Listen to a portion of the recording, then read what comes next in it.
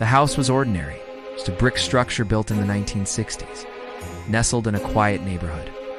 No history of murders, no tales of tragedy, just a house. At least that's what I thought when we moved in. But looking back, I realized some places don't need a dark past to become haunted. Sometimes the darkness finds its way in. My wife and my girlfriend at the time always said the house felt wrong. She'd get this uneasy feeling, like the walls were watching her. She'd dry her hair in the garage because being alone inside made her skin crawl. Once, she swore she heard something call her name while she was practicing guitar. Not once, but multiple times. She bolted out of the house that day, refusing to go back in until I came home. Her mother didn't help. She was ... distant, neglectful. The kind of person who seemed to carry a shadow with her wherever she went. My wife and I were young, barely out of our teens, and I stayed over often while her mother was away. It was during one of those nights that things took a turn. It was Christmas.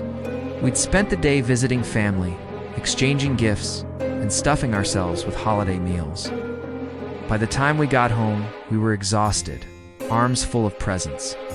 I told her to go ahead and set the gifts down in the living room while I locked up. She disappeared through the kitchen, and I followed, dropping my load by the door before locking it behind me. I made my way through the kitchen and into the hallway, a long, narrow stretch that ran the length of the house. To the right was a bedroom, and beyond that, a foyer leading to the den. Down the hall were the bathroom and 2 more bedrooms. As I walked, balancing the gifts, I saw my wife step into the bathroom. I decided to sneak up on her, a little game we often played. I tiptoed past the bedroom, my footsteps silent on the carpet.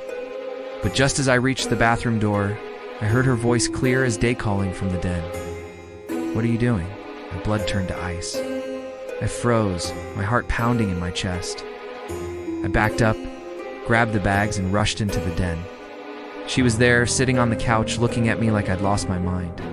"I saw you go into the bathroom," I said, breathless. She frowned.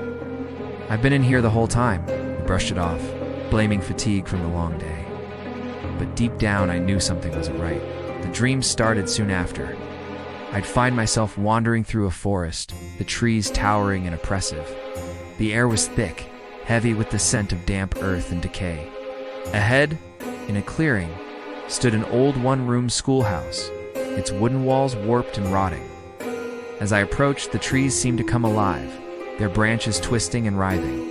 That's when I saw them children's bodies, hanging from the branches like macabre ornaments. I'd wake up screaming, my throat raw, my sheets soaked with sweat. The dream came back, over